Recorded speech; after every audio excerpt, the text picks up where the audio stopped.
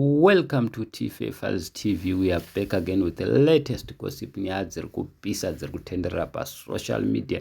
Mapostori aseWikineli akuzviramba zviri kuitwa naED, zviri kuitwa neZANU-PF, timu yachona yevaRakashi, zvichisanganisira naWikineli wacho nyange achivatengera mota. Inzwa kuti vanga achiti kudii.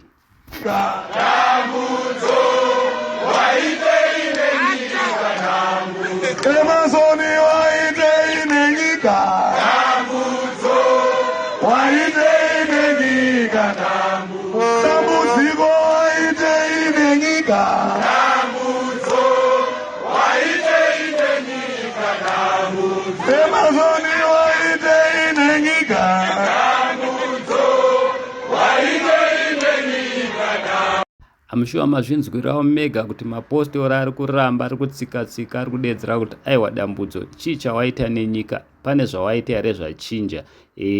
Mushure mekunge munongoziva mega seWikineli ari bhizi kuzama kuvatengera mota, but hambofa akavapedza. Mapostori akawandisa zvisingaite, saka aripo ajamuka ari kudedzera kuti aiwa ko dambudzo chii chawaita nenyika, isi tiri kutambura.